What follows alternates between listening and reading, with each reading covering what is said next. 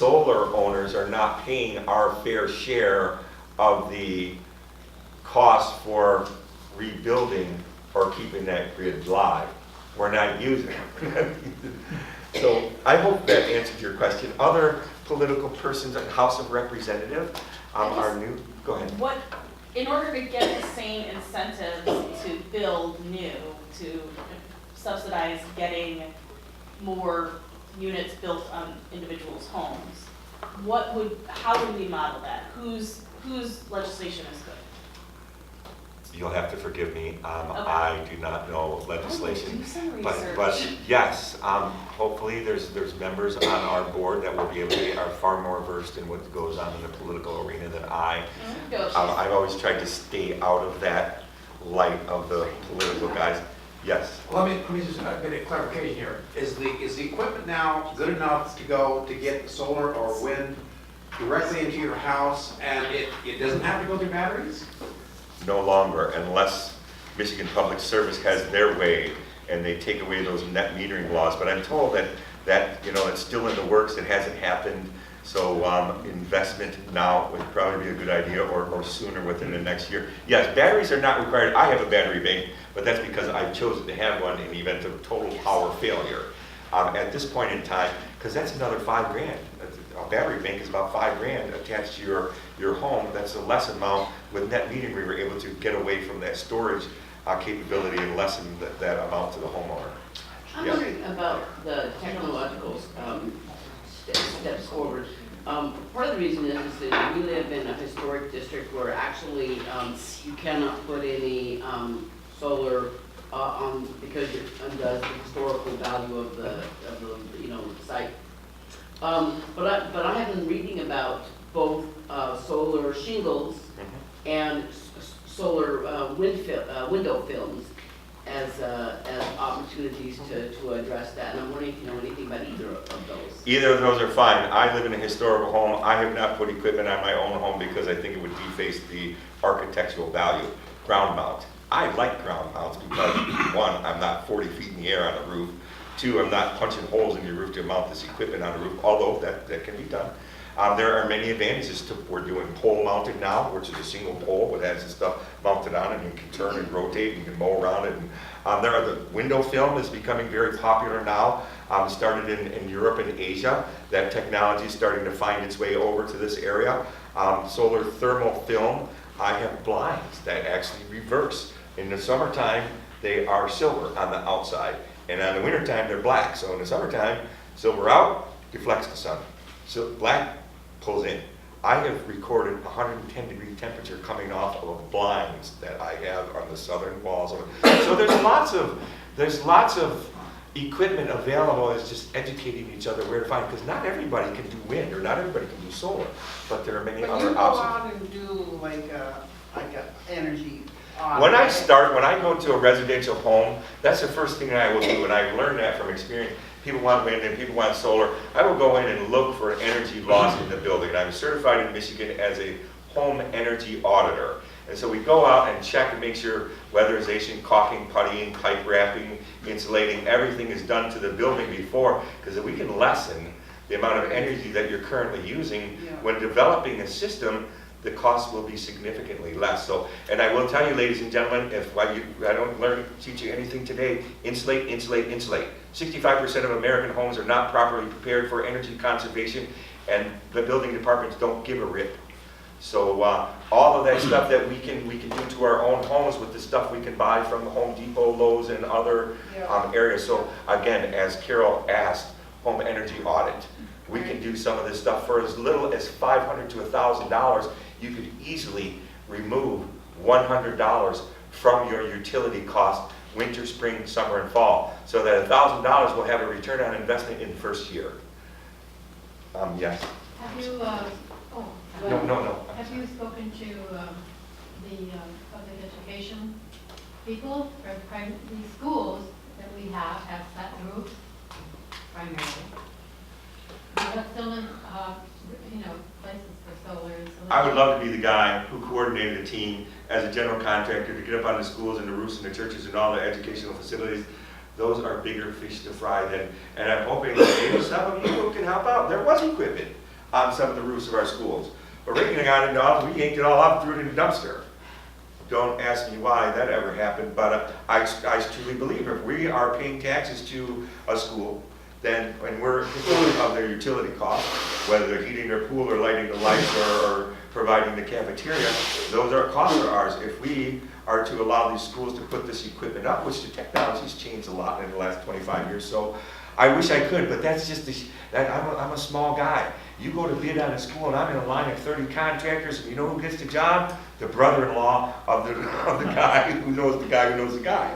So I would love to do schools. I think that's important because this is what we're trying to do to educate our children. If it's not on the schools, and it's not anywhere in our public buildings, then how are we going to encourage our young people that this is a valuable source of renewable energy? And I'm probably way past my time.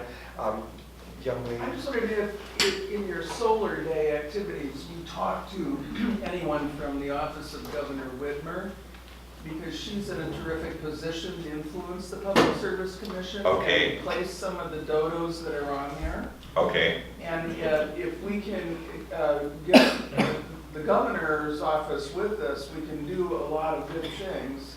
Any of you that have information that would like to share of how we can jumpstart or put me back on the map, then I'm willing to do that, because as of a month ago. Did anybody speak to you on Solar Day from the governor's office? I actually went, myself and 3 other persons went to Miss Hope, Kara Hope, Okay. and met with her and shared with her some of our interests. There was an attorney, there was another business owner, the solar guy, myself, and there was a couple of other environmentalists. So we actually sat and met with Ms. Kara Hope and explained, and she took 2 pages of notes while we were there, so I do believe that she was concerned. She just didn't know. She didn't know some of the obstacles that we face. And Apparently not talking with someone who really is plugged in, but bad pun. it's a start. I know. I also just wanted to add to Carrie's question that we ought to be looking to the states that are way out in front, Iowa, Oregon, the southwestern states. They have good incentives in place, and we ought to be looking at that and telling some of our progressive legislators, let's get on that. And hopefully that will help Ms. Carrie Christoph with her question, because I know that incentives are available through many other states. I don't know what they use as a pattern. I do know that many years ago I was trying to help to define what the renewable energy portfolio standard is in Michigan so that we could create incentive, but that just seems to be something that I didn't even want to dance with. I mean, we went meeting after meeting after meeting after meeting, and nothing ever got done, so I need to move forward. So, no disrespect to our political leaders, but sometimes I find it easier just to go out and around them. Sometimes they are now changing. Well, good. And with We the had a persons, governor who wanted to have the veneer of being an environmentalist, but not actually do anything, and in fact, veneer meaning smoke and mirrors. yes, but in fact doing exactly the opposite of the things he Right. said to suburban mommies. He was We're all here today, right? 23, 24 of us today. We all like minded. We're all looking to. So let's find out how we can help each other. Yes. Two quick statements to endorse what you're saying. My son in Ann Arbor, some years ago, I forget how old, it's 8 years, he has solar on the roof. Before he did that, he did the audit, he did the insulation and all that stuff. He produces more than he uses, it's banked. And recently he found a guy like you, and I can't think of his name, but I think the guy was from Ypsilanti. Okay. Eric, my son, wanted to replace the device on the roof that takes the juice and brings it down, whatever Okay. that's called. I forgot. Inverter. Inverter, okay. So he wanted to replace it because there was something new on the market that was better. Sure. So this guy from Ypsilanti that he hooked up with is doing what you're doing. He's going out and assisting people. So Eric and this guy go up on the roof one day to replace all those inverters, right? And that same guy is going around Ypsilanti and he's putting this stuff up on commercial buildings, you know? So you got somebody out there doing Yes. what you're offering. And thank it's you for working. sharing that. Great Lakes Renewable Energy, and I'm sure I know the gentleman who you're speaking of because possibly on board of Great Lakes Renewable Energy. Yeah. He is a mover and a shaker. And yes, it's guys with the energy like him Yeah. and myself that we got to teach average Joe homeowner Joe. Yeah, well, Eric's connections, they both had been up at Michigan Tech University in engineering, so that's what it was. Okay. Yeah, but anyway, it's out there, it's working, there are a few guys, apparently, at least another one like you, and a homeowner has done this, it works. My son has no gas coming into that and used in that house. The heat is geothermal, the hot water is from the solar, everything. The car is a Ford C-Max, you know. Okay. So you can go all electric and you can do it in Michigan. Yes, we can. Thank you all. All right. Okay, this is the last question. Why couldn't people go together, invest like co-housing, and then just do the whole thing? And, Why don't you do that? anybody doing that? There's the co-housing community in Ann Arbor, and they would probably be a likely candidate, Sunward, Yeah, you know. okay. I But don't I know. think we need to move on to our next Yeah. Thank you. venue here.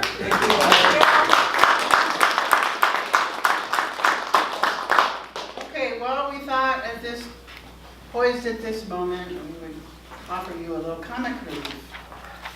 And my dear friend Nancy Poprowski has something special for all of us. And I'll let you, maybe you want to say a few words? Well, I'm gonna also sit down because I have a bad knee, so if you can bear with me, I'll do better. You want to sit up here? No, I'm fine. I'm all set up. So You're all set? I'm all Okay. set. All right. So first of all, I want to thank you all for coming to this very important cause, our planet.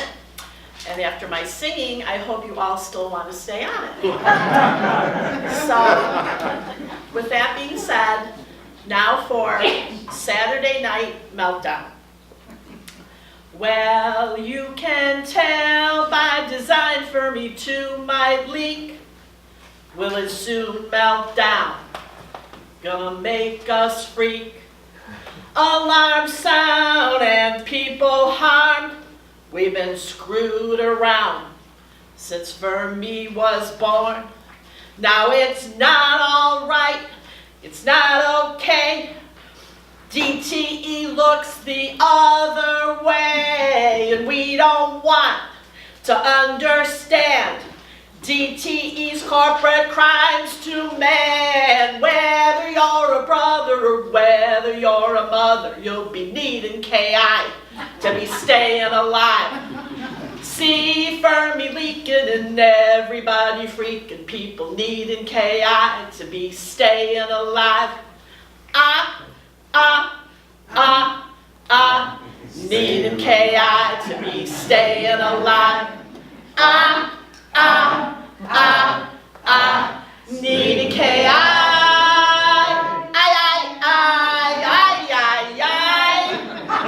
So give us KI so we won't die.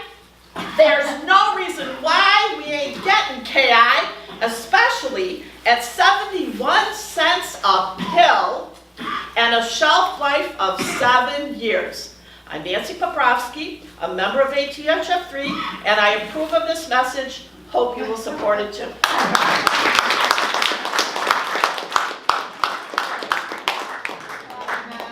There's one more here. Not to be outdone here. Okay.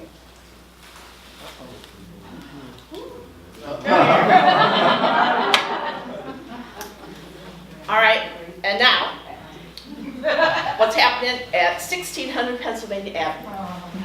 Green haters. Green New Deal is a big threat. No like. I like gold. Cortez and Markey can take a hike. Border walls spreading out so far and wide. Keep Manhattan, bulldoze the whole countryside. Hold on here. I don't have this quite down. Can you see me? Oh, dear. Cap on Let me back. try again. I've got big ears and big glasses. Cap on back. My cap's up there. You have to hang your caps on. All right, I'm gonna do this first. Sorry, folks. Okay. Slippery on this slope here. Can you see it now? Yeah. Okay. No, regulations are the way. Burn, it's cold, no climate change my way. Be best and I don't really care. Darling, stop tweeting because Beulah is everywhere.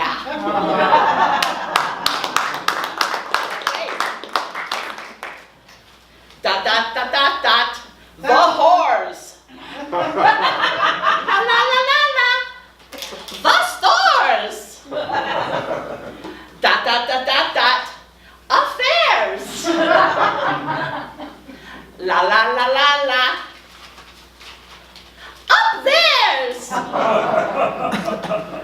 You are my wife.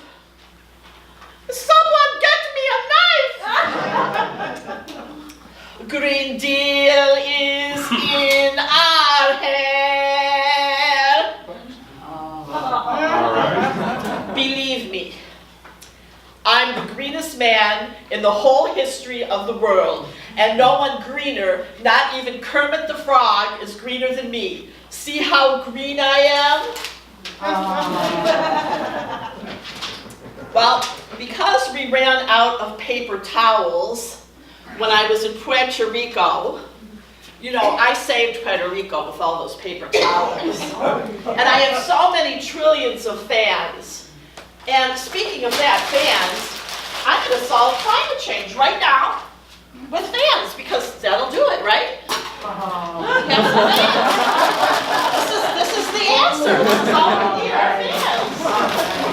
Fans. That's all we need. Fans. Fans for the ladies. We just need fans. And then climate change will be, oops, sorry. And that'll be it.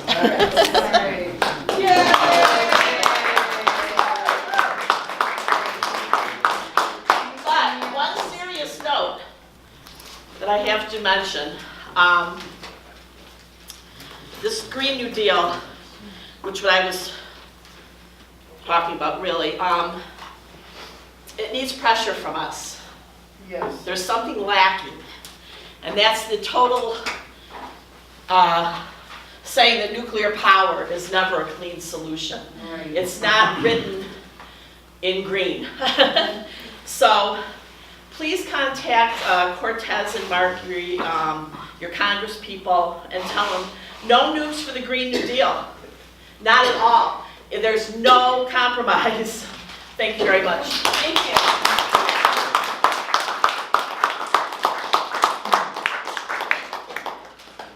Kind of feel like Rip Taylor. I got this mess on.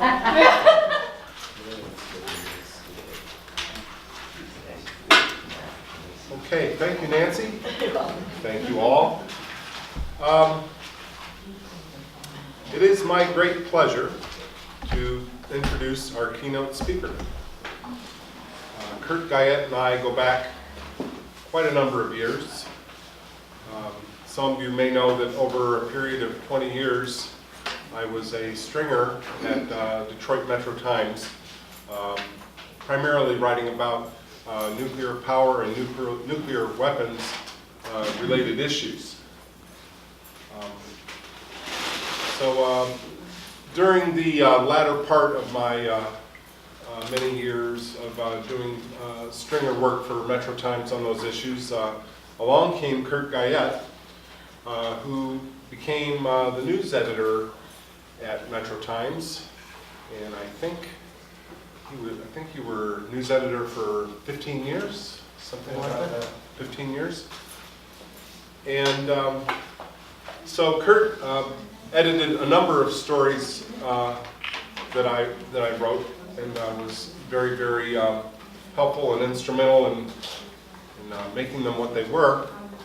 But Kurt also did a number of stories on his own on nuclear power. So he certainly has some depth and breadth to offer on that topic. And I think probably one of the more memorable stories that Kurt wrote about nuclear power, and I think it had to do with Fermi 3, was the fact that nuclear power indeed is a glow job. And You can say things like that to Metro Times.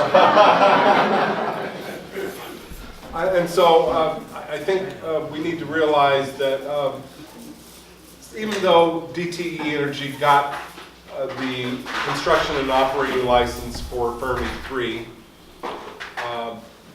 and they spent $300 million to get this license, the odds are that Fermi 3 will never be built. So I just want to say that Kurt, in addition, of course, to being Metro Times news editor for 15 years, of course, now is the Michigan ACLU's investigative reporter, and he most recently came to higher prominence when he helped break the story on the Flint water crisis. And I will never, never forget my wife and I watching MSNBC a couple of years back, and lo and behold, on Rachel Maddow's show was Mr. Kurt Guyette. So, again, it gives me great pleasure to introduce to you a longtime colleague, and yes, a good friend, Kurt Guyette.